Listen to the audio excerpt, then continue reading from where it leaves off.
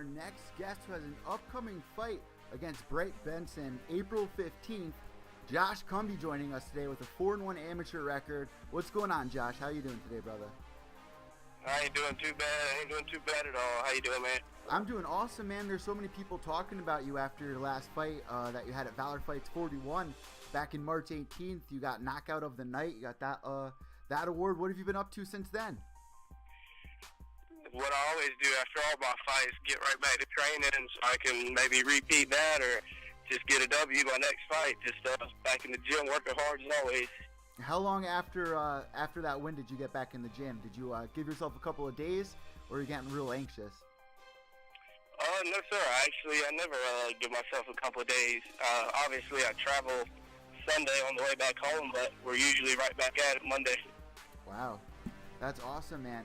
So listen, this is going to be streaming live on Flow Combat once again.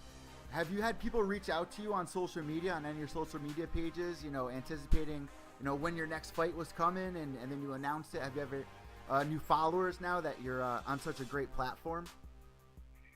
Yes, sir. I've had a few females, a few guys. They messaged me on my Facebook, and I have a Facebook fan page. I have both to kind of separate family and personal friends, and then my fight friends and fans and stuff, but they kind of still mix in. But I've had a few people message me asking me about my next fight, when it is, where it's going to be. A lot of local people asking me. They're waiting on a local fight, because sadly I haven't had a local fight yet. All of them have been out of town, but they're definitely anticipating me being local. It's funny that you brought up the Facebook thing with the fan page, because back in the day, when we originally got Facebook, we would just talk to our friends on there, and then we develop our careers or whatever. You don't really want to mix the pages together. That's what Twitter and Instagram's for, to talk to everyone. But Facebook usually to me means aunts and uncles, and you know what I mean. So yes, sir, exactly. Yeah, so it's definitely a good thing to keep that separate. But at the same time, man, a lot of people like stalking out some of their favorite fighters on social media. So that's pretty cool that you've had a couple of people reach out to you. So, all right, man, this fight's not too far away, but we also have Easter coming up. Are you going to be celebrating Easter with your family?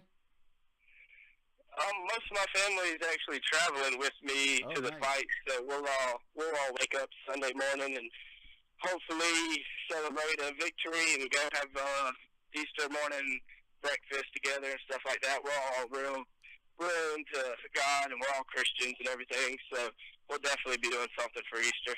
Easter morning, all about it, especially the breakfast and seeing the kids have their fun. But then, 10 days away, man, is it kind of sinking in? You got this fight coming. Is it starting to feel real? A little bit. Usually I don't fight this quick. I mean, it's only been a month since my last fight, so it's kind of weird. It's less than 2 weeks away, but it hasn't really quite hit yet that I'm fighting in less than 2 weeks. So it's so hard to study, your opponents when you're an amateur, because their last fight can be completely different the way they look there to how they're going to show up. So what do you really know about your opponent, Bright Benson?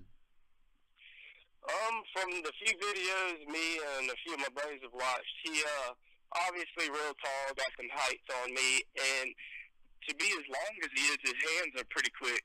He's got a nice lead jab on him, and like I said, pretty quick. He's won, I think, 2 of his fights via submission. One was guillotine, and one was rear naked choke, I think, or something like that. So I'm just anticipating on him coming in and throwing hands, using his reach, and if he has something submissive-wise, I see him going for it. So I've just been training all around against that, but I definitely see it being a good fight between us both. Well, you've had an exciting amateur career, man. You're 4-1. 3 of those wins are finishes, except for that, one decision. Has that kind of been weighing on you? I know it's your amateur career and it's kind of your time to learn. None of this is going to matter when you turn pro, but a lot of your fights have been finishes. So, are you pushing for pressure on this fight to get a finish, or is it not really affecting you too much? You're just going to go in there and see what happens? I try not to let it affect me too much. In my opinion, that's how a lot of guys, they go in there overconfident and end up getting beat. So, I'm definitely thankful that those have been finishes. But actually, my proudest fight has probably been my 3rd round.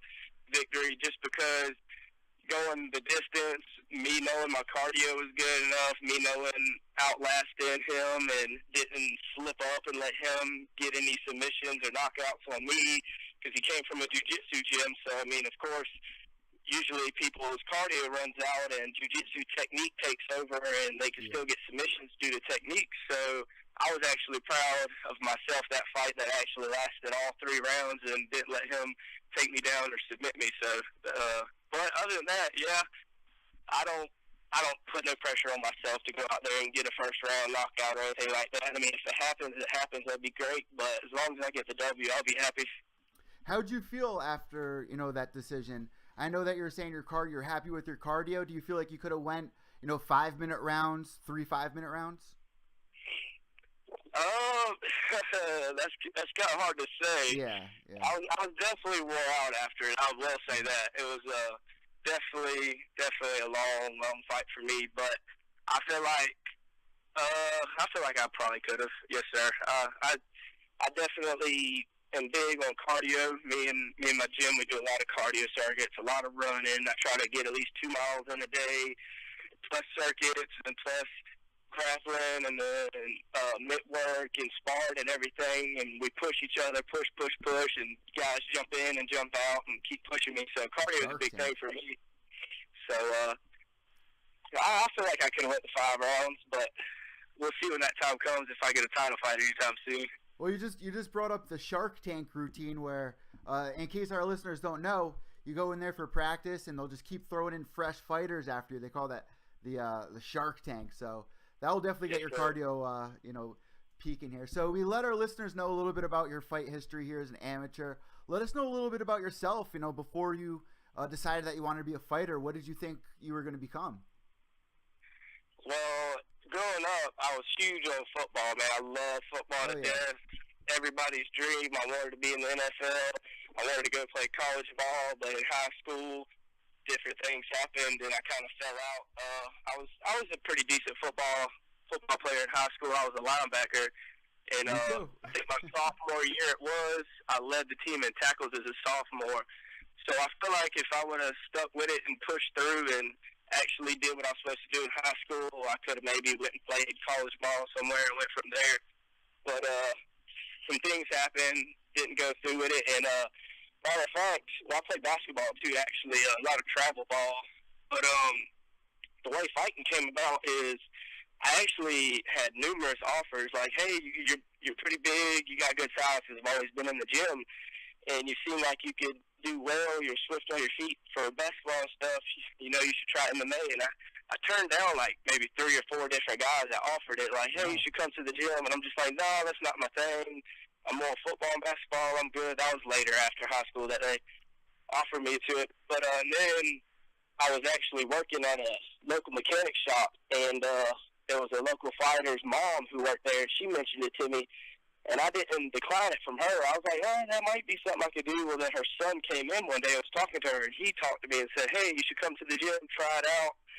So I was like, you know what, why not? This is like the 5th person to ask me, 4th and 5th person to ask me. Let me just jump in there and try it. So I jumped in there, immediately fell in love, and been doing it ever since. That was probably about a year and a half ago. What was holding you back, you think? I mean, this is a 2-part question. What do you think was holding you back?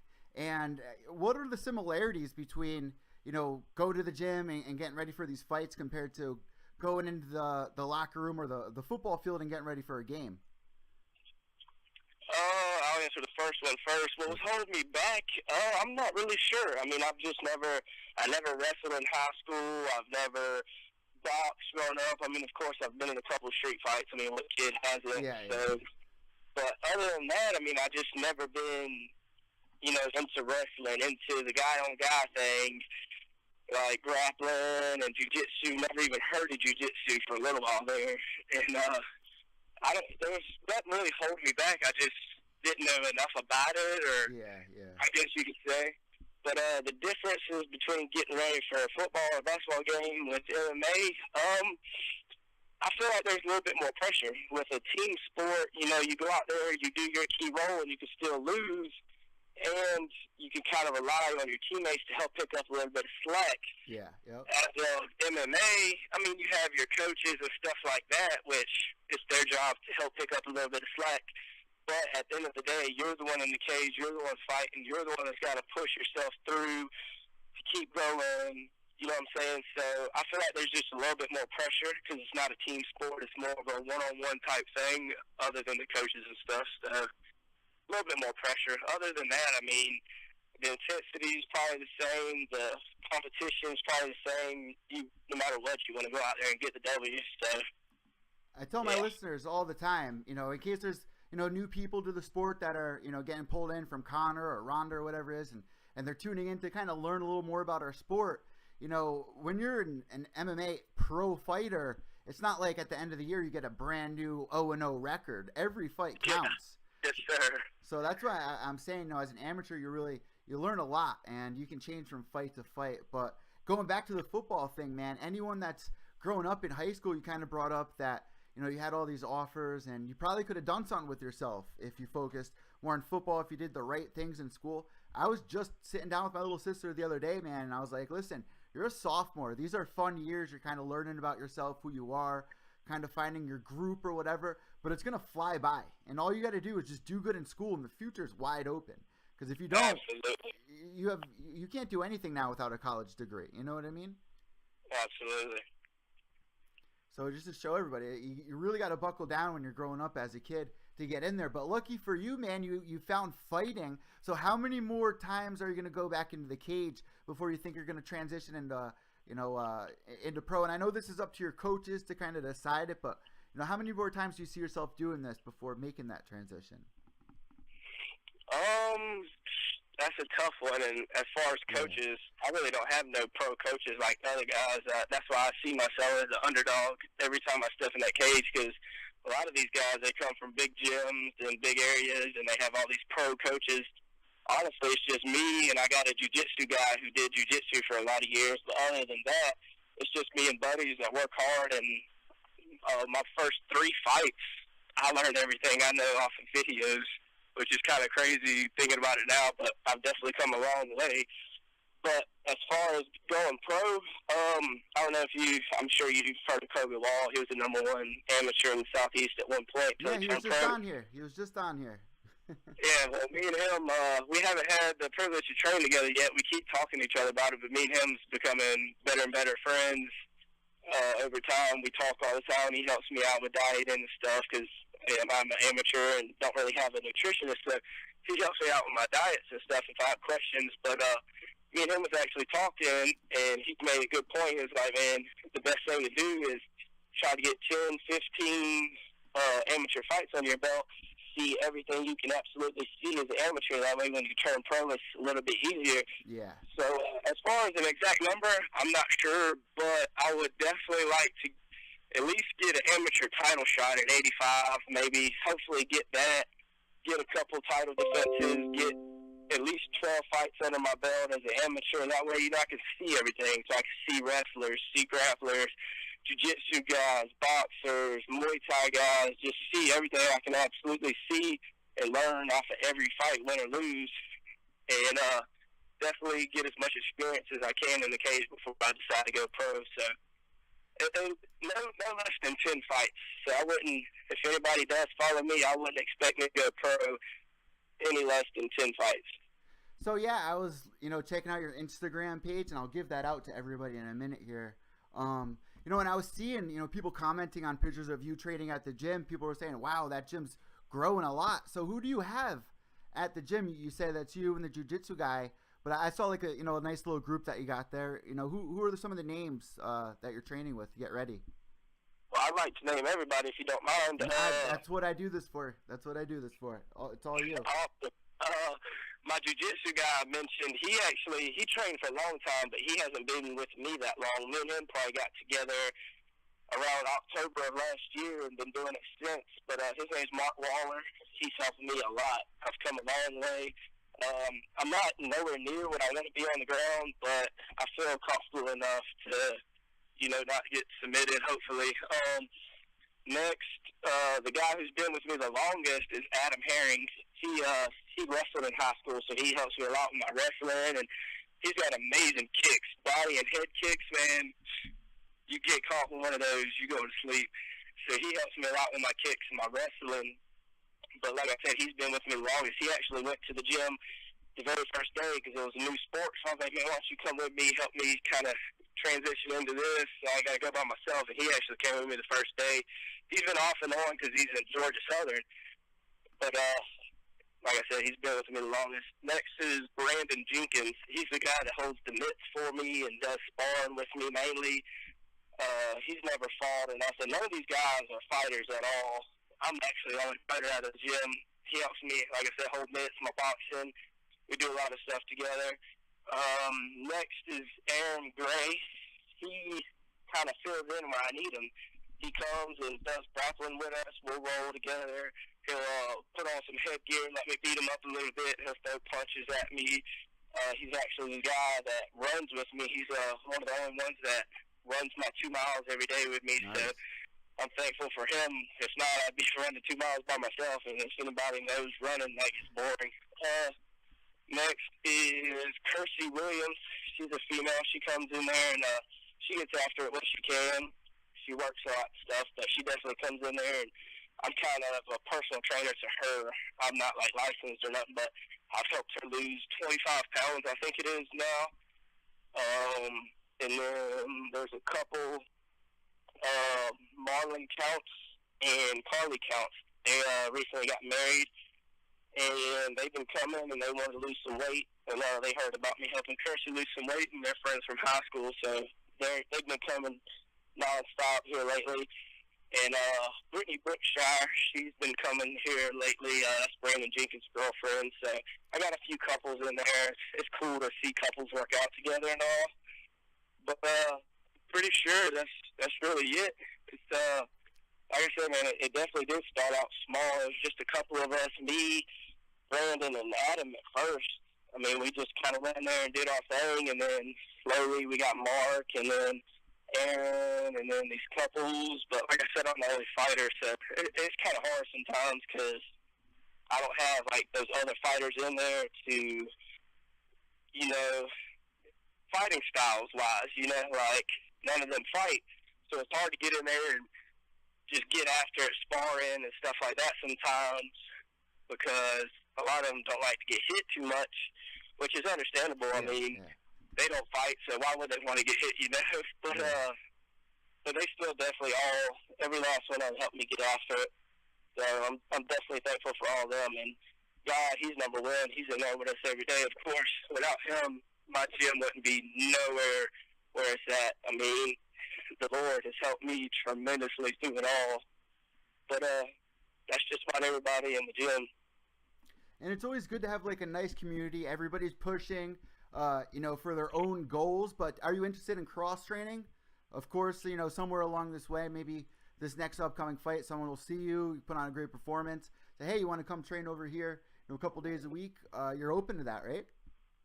Yeah, absolutely. I've had a few offers, but I work full-time. I have 2 jobs, actually. I work Monday through Friday doing electrical work. I'm an electrician apprentice, and I get up super early for that, and I get off, and I train all afternoon, and then I work a second small little part-time job on the weekends at nights for extra money to help ends meet, so it's kind of hard to do that. Hustle, man, yeah. But, wow. But other than that, I mean, I would love to. Like I said, me and Cumbee, we talk all the time. He keeps telling me I need to come up there to Atlanta and train with him or Kennesaw. And then Jared Williams, he's the promoter for Conflict. He's got some guys up there in Charleston with him. He's told me to come up there. Like I said, it's just real hard to get away from him on the weekends because, I mean, I have bills. I'm not a pro yet. I'm not getting paid for none of this. A lot of people, they look at me like I'm crazy, like, what? You're getting in there fighting and you're not getting paid? Like, amateur, it don't work like that. You got to work your way up. So I'm actually having to work 2 jobs and train full-time. So it's definitely hard, but I would love to be able to cross-train with other people.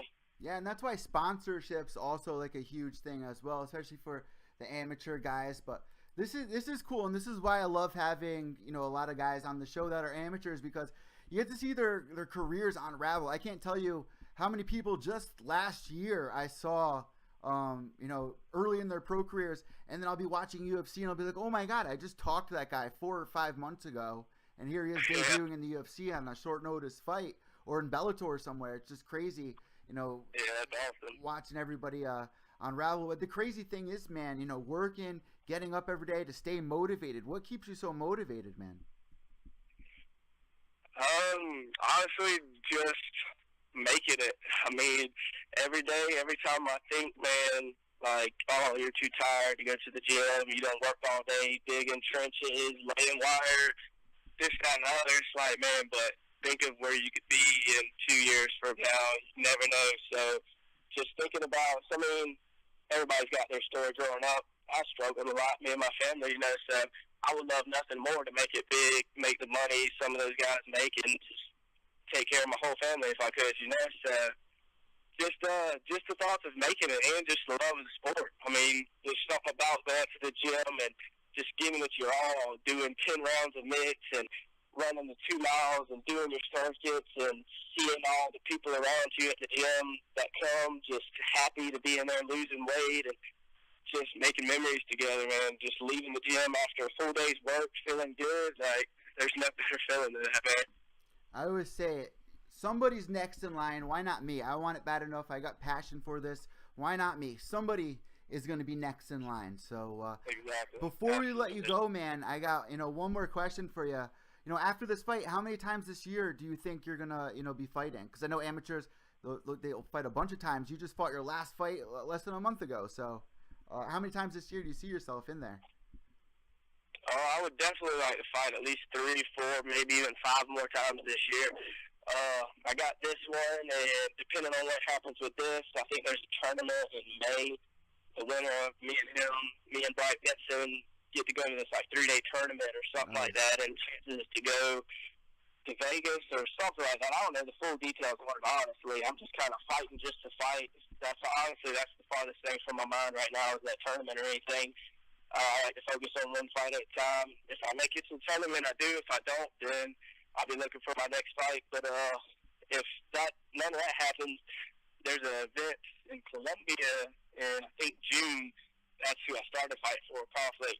They've been on a break this year, so I would definitely love to get back in there and fight for them, because actually my first fight ever was in Colombia, and that was my first fight. I had got my knockout 1 minute and 36 seconds in the first round, so that's always a great place to go back to, so I would love to fight there again, so we'll see, but I definitely like to fight at least up to 5 times, no less than 3 more times this year.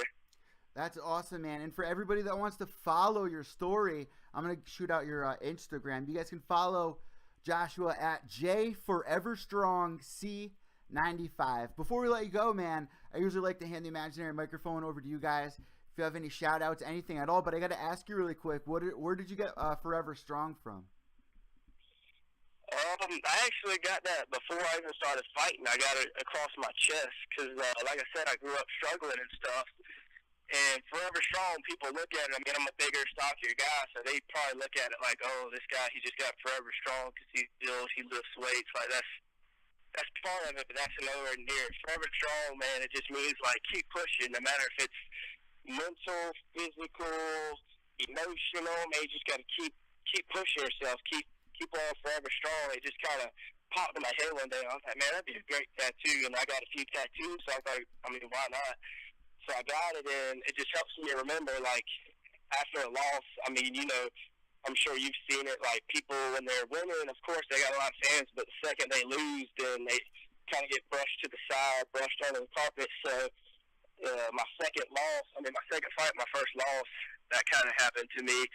So I just kind of look at it like, just keep pushing, keep grinding, no matter what, just keep on keeping on, man. So it's definitely helped me keep going and keep pushing. It's definitely more than just physical. A lot of people think it's just physical, but there's definitely a lot more to it than that. So yeah, that's basically where it came from. It's definitely a mental thing too. You got to be mentally strong, have thick skin, because like you said, man, it's a game of streaks. I mean, you get 3 fights, you lose 1, and it's like you took 3 steps forward and 7 steps backwards, and then the guy who beat you picks up all your steam. And that's just the way it works. You got to stay strong enough mentally to get back in there and learn, to keep pushing forward, like you said. So I love where you got the name, man, and I really appreciate you coming on Pure Evil MMA. What we like to do here, and I got to give you a shout out as well. For an amateur, dude, you're pretty good at these interviews, talking and opening up. So I got to thank you for that, because a lot of guys, especially 10 days away from their fight, you get a little, irritable, so you're pretty open, man. So I appreciate that. How much weight do you got to cut? I mean, how far away are you from middleweight right now? I'm probably right at like 193, 192 right now. I usually walk around at about 205, so I'm about halfway. All right, so that's not bad at all, man. So what I like to do is hand the imaginary microphone over to you if you have any shout-outs, anything that you want to get out on the floor, anything you want to say to your opponent, wish them luck. The floor is all yours now. All right, appreciate it. First off, I want to thank the Lord. Absolutely, without Him, none of my success would be possible at all. And next, I'd like to thank my gym, SMD. It's my gym, but everybody that comes to it, I like them to claim it as theirs. Mark Waller, Brandon Jenkins, Adam Herring, Aaron Gray, Kirsty Williams, Marlon and Carly Counts, Brittany Brookshire, all those people for definitely coming. I want to thank all my family, my mom, Audra Kersey, my brothers, Blake Jones and JC Cumbee, James Cumbee, JC, my sister-in-law, Courtney Jones, my grandma, Sharon Kersey, Kinsey Kersey. I just want to thank all of them and all my fans and friends out of Effingham County. Thank you all for all the support on Facebook, Instagram, wherever. Kobe Wall, I want to appreciate him. Thank you for helping my diets and stuff, man. If you're out there listening, I appreciate it a lot. I want to thank Jared Williams for kind of contacting me and put me in contact with Valor. They went on their break and I wanted to fight, so he kind of reached out for me and got with Valor. I want to thank him. I have a few sponsors actually that I just came in contact with. Nice. Russ Cassidy, I want to thank you, man. I appreciate you a lot. Brian Bachelor's Motorcycle Club, Chief Goliath's Motorcycle Club, all those, and Josh Collins, Heatland Air, him. That's really it right this second. But I just want to thank all of them guys, and I want to thank y'all for allowing me to come on here and talk. And Bright Benson, if you're out there listening, man, appreciate you taking the fight. I look forward to seeing you and getting in the cage with you, man. Let's do this thing. So for anybody that's going to be coming to watch the fights, are you going to have any of those Cumbee shirts, the Forever Strong ones, the white, blue, and black ones? We're actually going to have black and gray ones this time. I might have a few extras if anybody wants to buy one. I can definitely see about getting some extra ones, but I'll have those shirts. We'll be wearing those. They'll be black and gray this time. All right, guys, it's going to be going down on Flow Combat April 15th, and it's going to be streaming live. Do not want to miss it. Make sure to follow Josh on his Facebook page, his fan page, at Cumbee MMA 14. That's at CUMBEE MMA 14. Josh, thank you so much for coming on Pure Evil MMA. I want to wish you best of skill and best of luck. Thanks for joining us. I appreciate it, man. Have a good one.